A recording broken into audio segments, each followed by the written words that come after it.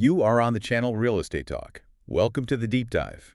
Today we're plunging headfirst into a topic that's definitely making waves and sparking some serious debate. Everywhere from dinner tables to financial news feeds, the U.S. housing market. For what felt like a really long time, the narrative was pretty simple. Prices, well, they only go up, right? Yeah, it was certainly the feeling for a while, yeah. But the source material we've been digging into suggests a very different picture. It's hinting at, maybe, a potential seismic shift. We're looking at information that characterizes today's market surge as, get this, the biggest housing bubble in U.S. history. And it suggests it might now be in the process of imploding. Imploding, that's certainly a dramatic characterization, isn't it? And it definitely cuts against the grain of what, well, many people have come to accept as the norm over the last few years. So our mission in this deep dive really is to meticulously unpack the evidence presented in this material. We need to scrutinize the data points it highlights, and try to get beyond those sometimes misleading national headlines to understand what's really going on beneath the surface. Exactly, because as this information makes really clear, the housing market isn't just one single thing, right? Yeah. It's not monolithic. Not at all. Very regional. What's happening in one part of the country can be wildly different from another. And crucially, the material points to specific indicators, sort of like early warnings, that seem to be revealing the true direction of the market much faster than those widely reported national averages. Yeah, those lagging indicators can really mask what's happening on the ground. So let's pull back the curtain, shall we? Let's see what the source material actually reveals. Okay, let's get into it. It's a complex picture, for sure. Okay, let's unpack this. Whoa. To truly appreciate the potential magnitude of the shift being discussed, the source material really insists we need to step back. We need some historical perspective on U.S. home prices. It argues that without this context, it's basically impossible to see just how, well, unprecedented the current situation might be. That's absolutely right.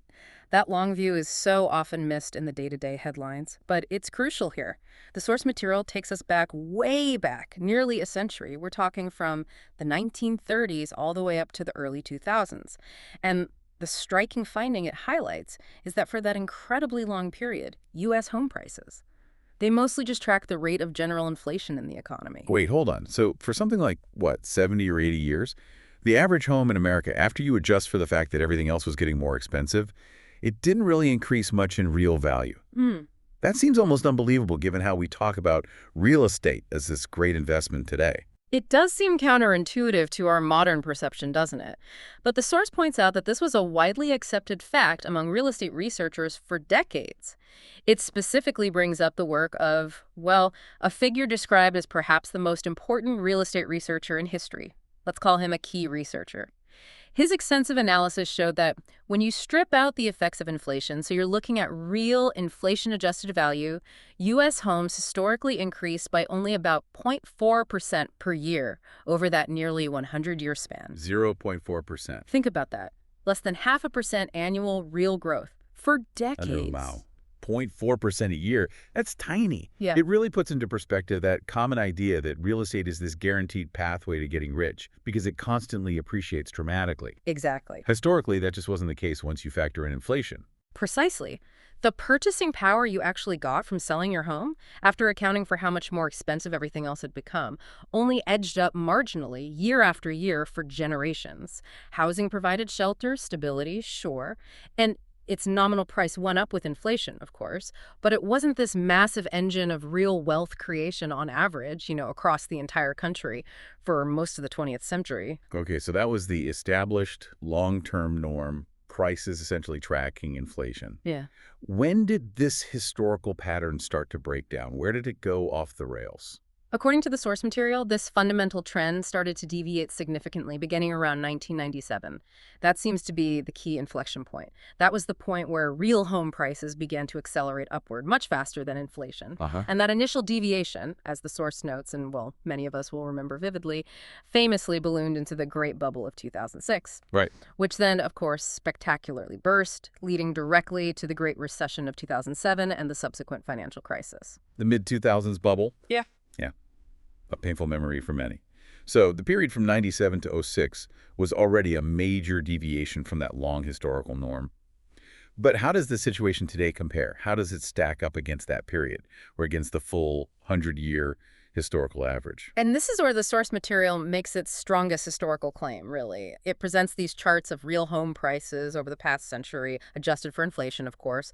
And it argues that when you look at the scale and the sheer magnitude of the price increase relative to that historical average, particularly the surge we've seen just since 2020, today's bubble is being characterized as the largest in U.S. history. Larger than the peak of the 2006 bubble, Yeah. even after adjusting for inflation. That's a really striking comparison. It is. The source contends that the vertical ascent of prices in the last few years, which kind of built on that post-97 deviation, has pushed real home values to levels that are completely unprecedented in the entire century of data that key researcher examined. The 2006 bubble, it looks significant on the historical chart, no doubt, but today's peak, in inflation-adjusted terms, appears to surpass it quite clearly. Wow. So this wasn't just like a return to the 2006 peak levels. It blew right past it into completely uncharted territory, historically speaking. And that's the argument being presented, yes. Okay.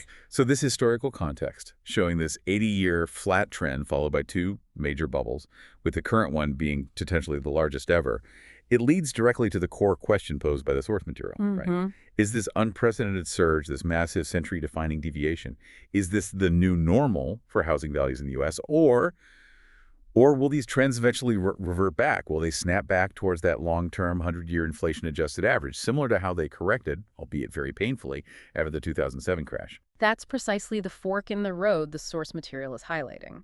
It argues that this historical pattern suggests fundamental instability, and crucially, that clear evidence is now emerging that this biggest real estate bubble in U.S. history is, as they put it rather dramatically, imploding as we speak. Imploding as we speak. Okay. And that brings us to a really significant development highlighted in the source material, a major shift in the public narrative. And this is coming directly from within the real estate industry itself.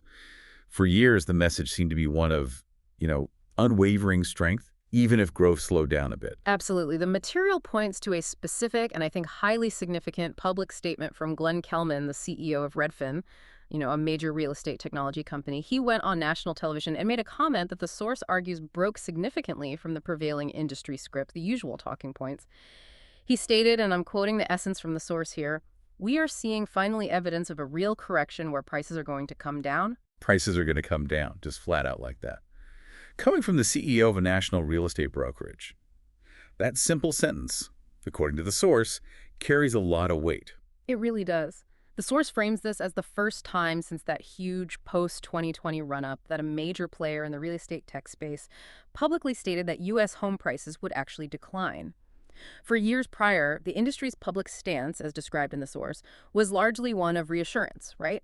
The messaging emphasized that price gains were solidified, maybe that growth would slow or prices might plateau, but consistently stated that no crash was anywhere near the horizon. So the established line was basically, don't worry, prices are holding firm, maybe flattening, and then a CEO of a major national firm goes on TV and says, actually, we see evidence prices will decline. That's a pretty stark contrast. It suggests the internal view, or at least the publicly acknowledged reality, has shifted pretty significantly. It's presented as a clear pivot in messaging, yeah, an acknowledgement of a changing market reality that had perhaps previously been downplayed. And the source material mentions the reasons Kelman cited for this shift. Rising inventory, described as piling up, meaning homes are sitting on the market longer or just more are coming available relative to demand. Right, supply increasing relative to demand. And mortgage rates climbing past 7%, which significantly impacts buyer affordability and therefore demand. Okay, inventory piling up, rates over 7%, makes sense. Now, the source does mention some initial national data points that might seem to support this idea of a correction starting, right? Like a national decline in prices reported for April, the first dip since 2022. Yes, that national data point is mentioned, but the source immediately qualifies it. It stresses that this initial really tiny decline is barely noticeable on a national chart. And crucially, it argues it doesn't come close to capturing the full story or the severity of what's actually happening in certain segments and geographies of the market. It argues that focusing solely on that small national dip, you're missing the real action. And that brings us to an absolutely critical point, that the source material spends considerable time on this fundamental deception that can be inherent in relying solely on national housing data, especially at the beginning of a market correction or crash. It argues this is a key lesson we really should have learned from the last cycle. This is a core argument made, definitely. The source explains that national averages, while, widely reported and easy to grasp, are just that, averages. They can completely mask significant underlying movements in specific local markets. Think of it like looking at the average temperature of the entire United States. It tells you nothing about whether it's snowing in Colorado while it's 90 degrees down in Florida, right? Good analogy. At the start of a downturn, the national average is inherently slow. It's slow to reflect the pain that is already being felt, sometimes acutely, in the markets that were perhaps the most overheated and are now correcting the fastest. Okay, so how does the source illustrate this using the experience of the last crash, the one starting back in 2007? They provide specific, really eye-opening examples from September 2007. So picture this. At that exact moment in time, the National Pace-Shiller Index, which, for listeners, is a widely respected measure tracking home price changes across major U.S. metro areas using repeat sales data. Yeah, a standard benchmark. That national index was only down 5% year over year. Okay, so if you were just glancing at national headlines back in September 2007, you'd see U.S. home prices down 5%. That sounds, well, like a modest dip, right? A slight correction maybe, but not exactly a national crisis brewing. Exactly. The source points out that many people looking at that national chart would think, okay, prices softened a bit, but this is no big deal, just a small adjustment in a heated market, manageable. But, and this is a key, the source contrasts this sharply with what was happening in specific markets at that exact same time. What was the reality on the ground in those particular areas? Where was the pain? While the national index was down just 5%, the Miami Case-Shiller Index in September 2007 was down a staggering 27% year over year. 27%. Yeah. The source describes this as an all-out collapse in real time for that specific market. And it wasn't alone. The Las Vegas Case-Shiller Index, down 21% year over year in the same month. Wow. Down 27% in Miami, down 21% in Vegas, while the national average was only showing a 5% dip. That's a colossal difference. It really highlights how, well, almost useless the national average can be when certain areas are in absolute freefall. It truly does. And the implication, as the source powerfully highlights, is that in those specific markets that had bubbled the most, places like Miami and Vegas, people who had bought relatively recently were suddenly completely underwater. Meaning they owed way more on their mortgage than the house was now worth. Significantly more, yeah. Their home value was dropping rapidly on the market. This was a devastating reality for them, a personal financial crisis unfolding. Well, the national picture, it looked like just a small bump in the road, a really misleading statistic that didn't capture the localized housing crash that was already well underway. So the national number was just an aggregate, an average that effectively diluted and hid the severity of the decline in the epicenters of the bubble. It wasn't reflective of the lived experience in those areas at all. Precisely. And the source material makes a strong and, I think, quite compelling point by stating that today, right now, we are seeing something eerily similar unfolding across the country. There is a significant and apparently growing divergence in market behavior, depending drastically on where you happen to be located. Okay, how is this divergence manifesting today?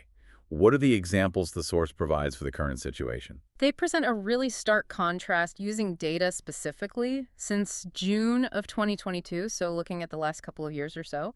Take the Cleveland suburbs, for instance.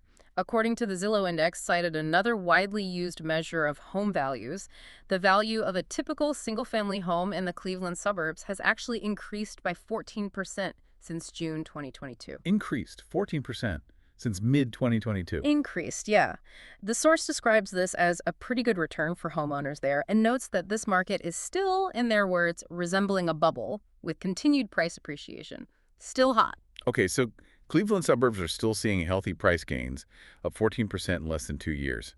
What's the contrast? What's the other side of this eerily similar divergence? At the exact same time period since June 2022, you look at Austin, Texas, the value of a typical single-family home there has fallen by 22%. Fallen 22%, while Cleveland is up 14%. Yes. The source states unequivocally that the Austin market is in the midst of a crash similar in severity to 2007, a massive decline already happening there. Up 14% in Cleveland suburbs versus down 22% in Austin over roughly the same, 22-month period.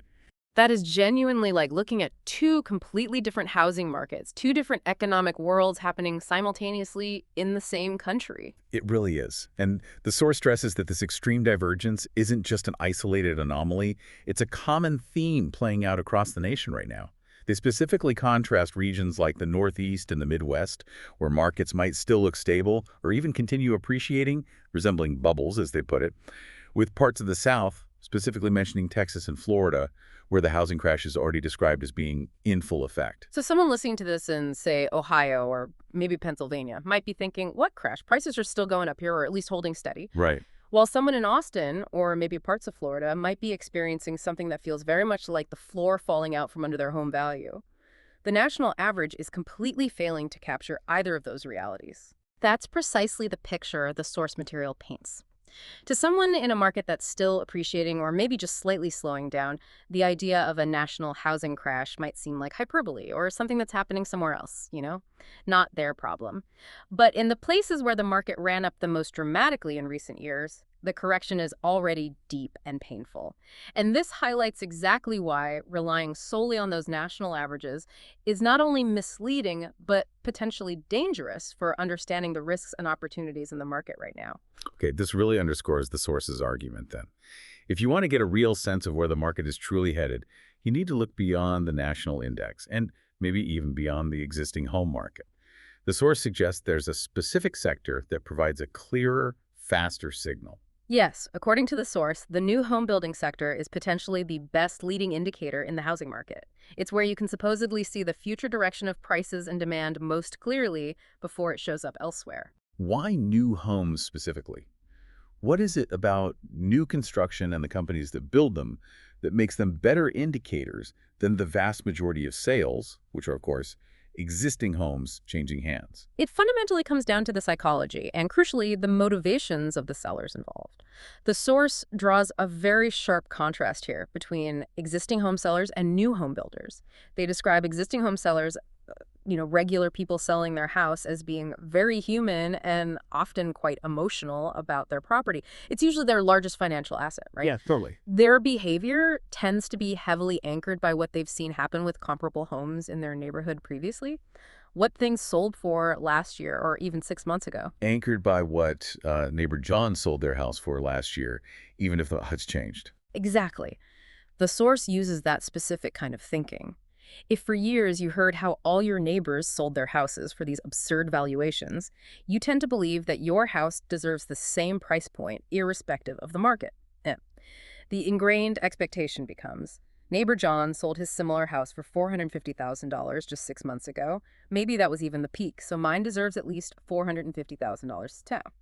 Even if the whole market environment, mortgage rates soaring, buyer demand shrinking, overall economic sentiment getting shaky, has completely changed in those 6 months. That's the core of the psychological anchor. The source points out that the typical existing seller often isn't truly understanding the pulse of the market in real time.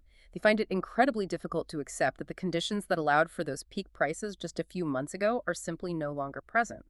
This human emotional way of behaving regarding their home, which is all tied up in their sense of financial security and often personal identity, leads to some predictable market behaviors. Like really resisting price drops. Holding out, precisely. The source states, this is why price cuts on existing homes take forever to materialize fully across a market. If existing sellers aren't under strong pressure to sell, maybe they don't absolutely have to move for a new job, or they aren't facing immediate financial distress, they often take the house off the market rather than move the price down significantly to match the new reality. They'd rather wait it out, hope for a better offer later, or just remove the listing entirely and try again next year if they can afford to. So they kind of create this artificial scarcity or stagnation by just refusing to sell at the lower price the market might actually bear right now. In essence, yes. They resist acknowledging the shift in supply and demand by effectively removing their supply from the market at current achievable prices. Now, the source does make the point that it only takes 1 or 2 transactions at genuinely lower prices to start to reset valuations for an entire neighborhood, because appraisers and future buyers look at those recent comparable sales, the comps. Right, the comps drive everything. But that process itself is inherently slow because of this collective resistance from existing sellers who are still clinging, emotionally or financially, to past peak prices. The analogy the source uses is that the existing home market moves like a train in adjusting to changing macro environments. It's incredibly slow, takes a long, long time to change direction, and has massive momentum built up. Hard to stop or turn quickly. Okay, that provides great clarity on the behavior of individual existing home sellers. Very relatable. Now, how are new home builders fundamentally different? What makes them faster indicators? New home builders operate on an entirely different scale and, crucially, with completely different motivations. They're described in the source material as massive billion-dollar companies. Think D.R. Horton, Pulte, Lennar, NVR, which operates as Ryan Homes in many areas. Their objective isn't personal emotion or waiting for the perfect price based on a neighbor sale from 6 months ago. It's pure business. It's about building and selling homes on a massive scale to generate quarterly profits for their shareholders. So when their inventory isn't moving, when they've completed construction on hundreds, maybe thousands of homes that just aren't selling at the pace they need, they're described as being quick to cut prices and add incentives. They're driven by things like quarterly earnings calls, maintaining cash flow, turning over expensive inventory, not by an emotional attachment to the houses they've built. Exactly. Carrying completed but unsold homes costs some serious money. You've got interest on construction loans, property taxes, maintenance, security. Shareholders expect sales velocity and profitability. They simply can't afford to have tens or hundreds of millions of dollars tied up in finished inventory sitting idle for months on end, waiting for a higher price that might never materialize. So their reaction to softening demand is swift and decisive. They'll lower the list price or maybe offer significant mortgage rate buydowns to make those monthly payments more affordable for Down by buyers. downs, yeah. They might pay closing costs or include expensive upgrades for free, basically. Anything to stimulate sales velocity and get those houses sold now. So the source's logic here is pretty clear then. While existing sellers are slow, often emotional, and anchored to the past, the big builders are fast, rational, from a business perspective at least, and aggressive when demand weakens. Therefore, looking at what they are doing, their actual pricing, their incentives, their sales volume, gives you a much faster, clearer signal of the true current state of buyer demand and where market prices are genuinely heading, long before the much larger, slower existing home market catches up. That's the crucial insight being offered. If you want a peek into the future direction of the overall housing market, the source suggests you just take a peek into this sector, the new home market. It's like the canary in the coal mine. Okay, so what does that peak reveal right now, according to the source material? How would you describe the current state of the new home sector based on what they're saying? Well, the source describes it in pretty stark terms. A bloodbath. A bloodbath. Wow, that sounds incredibly severe. What specific evidence does the source present to back up such a strong description of the new home market? The primary evidence pointed to is the stock performance of these major public builders. And the source explicitly states that is not a coincidence. The stock market, as we know, is generally forward-looking. It prices in expectations of future earnings and profitability. So the significant drops in the stock values of these major homebuilding companies are presented as a direct reflection of the market's expectations for their future profitability, given the housing market conditions they're facing. The source provides some specific recent stock performance data. D.R. Horton stock down 39%, Pult stock down 34%, Lennar stock down 40%, NVR stock down 24%. Those are very steep declines for major, well-established companies over a relatively short period. The market is clearly anticipating significant trouble for their bottom line. They are indeed significant drops, and the source connects this directly to the financial reality these builders are currently experiencing right now. It points out something interesting. While their revenues, the total dollar volume of homes they are selling, have remained somewhat flat over the past year, Okay, so they're still selling roughly the same amount in dollar terms. their profits, their actual net income, are falling significantly. Ah, flat revenue, but shrinking profits. That sounds exactly like what happens when you have to cut prices pretty heavily or drastically increase your costs, like through those incentives, just to keep the sales volume stable. Precisely. The source attributes this divergence directly to the price cuts and the costly incentives they're offering to move that inventory. They might be selling a similar number of homes or maintaining a similar gross sales figure on paper, but the profit margin on each individual sale is being squeezed dramatically. The source states that their profits, their net income, are falling by as much as 30% year over year. That's a huge hit to profitability, and it's presented as a direct consequence of having to sell homes at lower net prices or with significant concessions factored in. Okay, so the stock market is punishing them because profits are falling so sharply, which is happening because they're having to effectively slash net prices and offer costly incentives just to keep revenues from collapsing. What about the actual list prices of new homes themselves? Is the decline visible there too? The source discusses new home prices and acknowledges that the sticker price, the list price, can be sort of distorted by other incentives, like those rate buydowns we mentioned. Those effectively lower the real cost to the buyer without necessarily lowering the official list price of the home. Right. Makes comparison tricky sometimes. It does. However, they make the factual claim, based on their data, that actual new home prices themselves have been slowly falling for about 2 years now in many areas across the country. 2 years. Wow.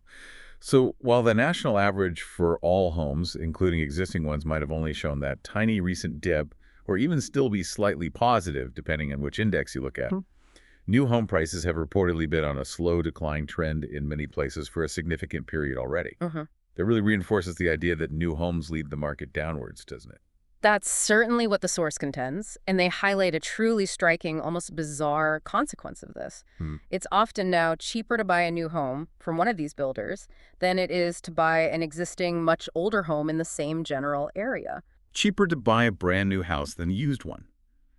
That feels incredibly counterintuitive based on, well, historical norms.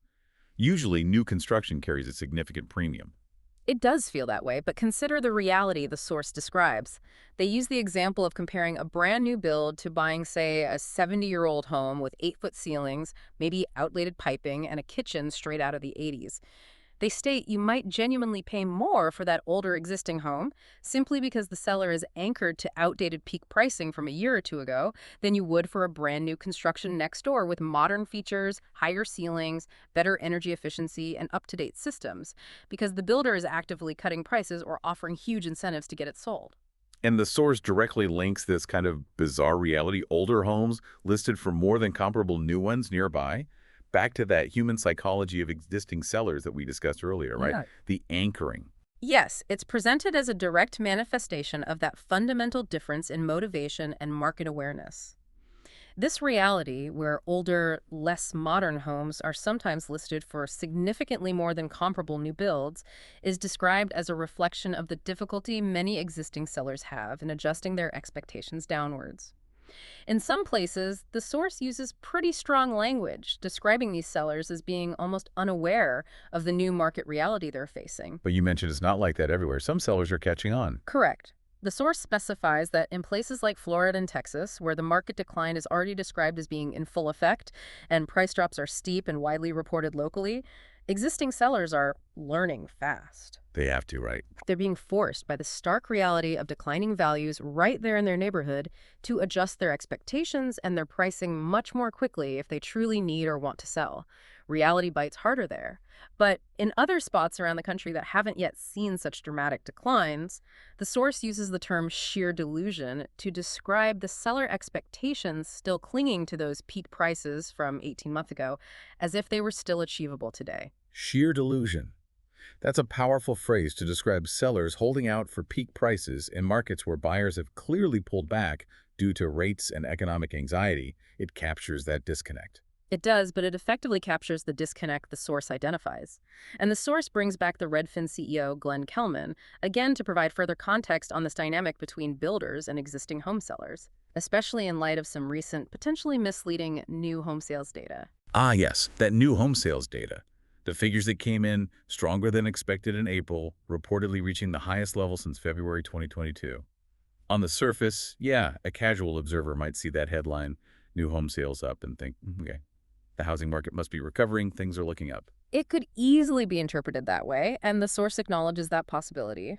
But they then share Glenn Kelman's explanation for why that might have happened, suggesting it's not necessarily a sign of broad market strength at all.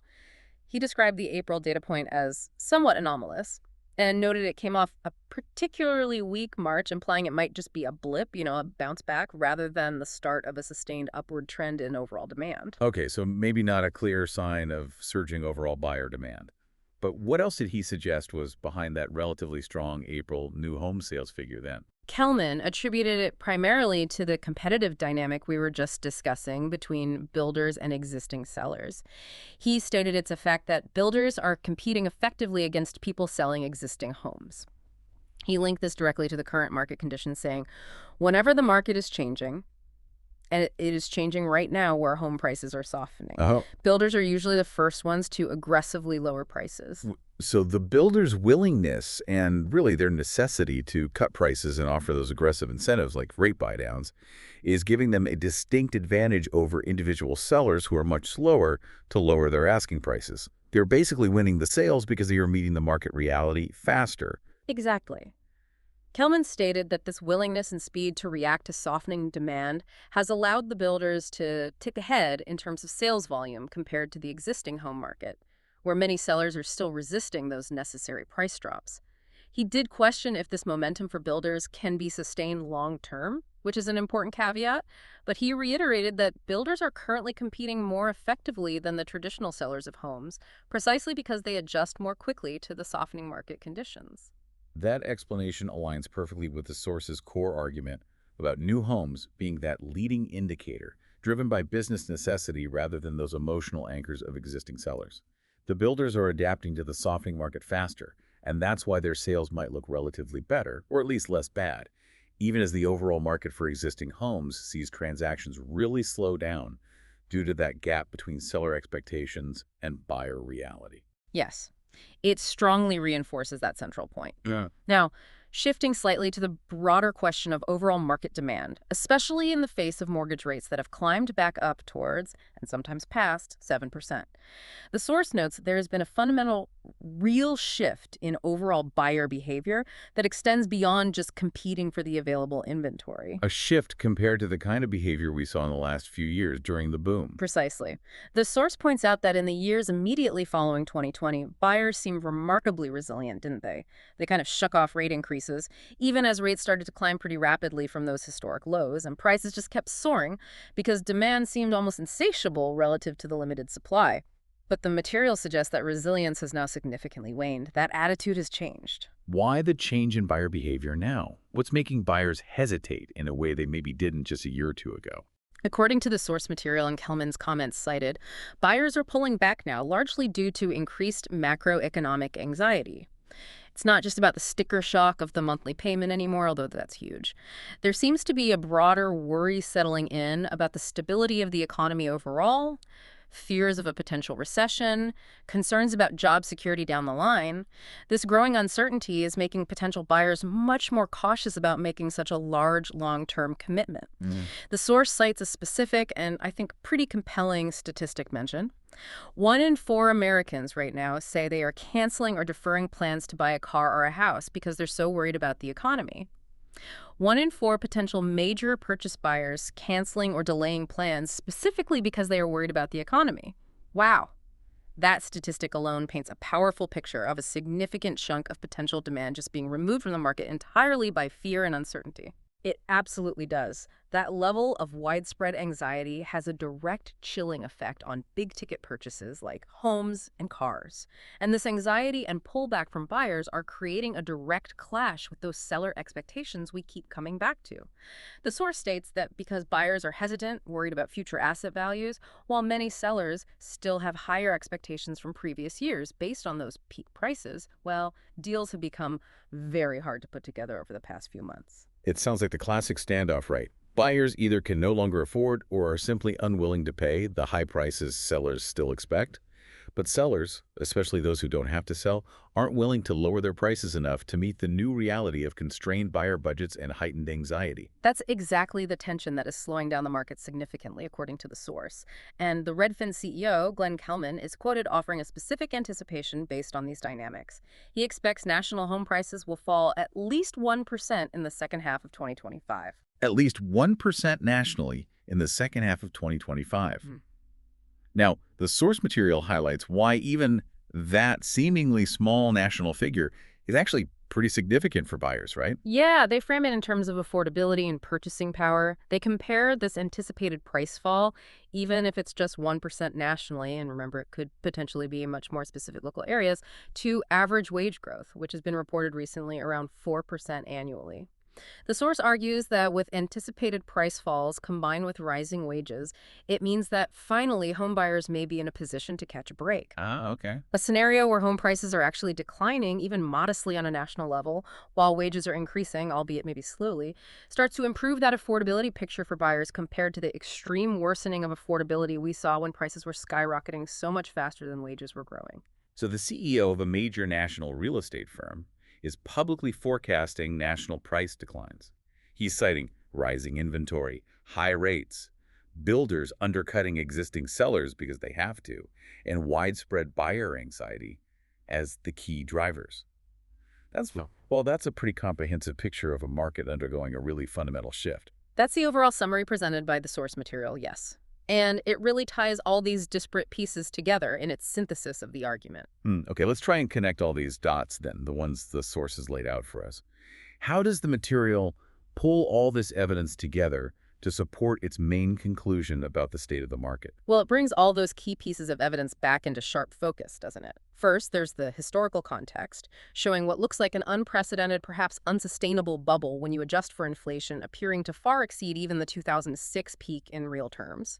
Second, that significant pivot in public messaging from a major industry figure, the Redfin CEO, openly acknowledging that prices will decline. That's a big shift. Yeah, breaking ranks almost. Third, the critical lesson learned, or that should have been learned, from 2007, highlighting how deceptive national averages can be, and pointing out how significant declines are already happening right now in specific local markets, particularly in those areas like Texas and Florida that saw massive run-ups. The divergence is key. Absolutely. And finally, those clear, almost undeniable signals coming from the new home building sector. These are companies driven by hard business reality, not emotion. Their declining stock prices, their falling profits despite relatively stable revenue, and their tendency to aggressively cut net prices or offer costly incentives, all serve as perhaps the best and certainly the fastest leading indicator for where the entire market is truly headed. So the builders' financial results and their pricing strategies are effectively screaming that the market has turned, even if the national average for all home sales hasn't fully reflected it yet, across the board. Yes, the source emphasizes that the significant stock market underperformance and the falling profits of these major home builders are not a random anomaly. They're not just noise. They are seen as direct consequences of having to slash prices and increase incentives simply to move inventory in a softening market.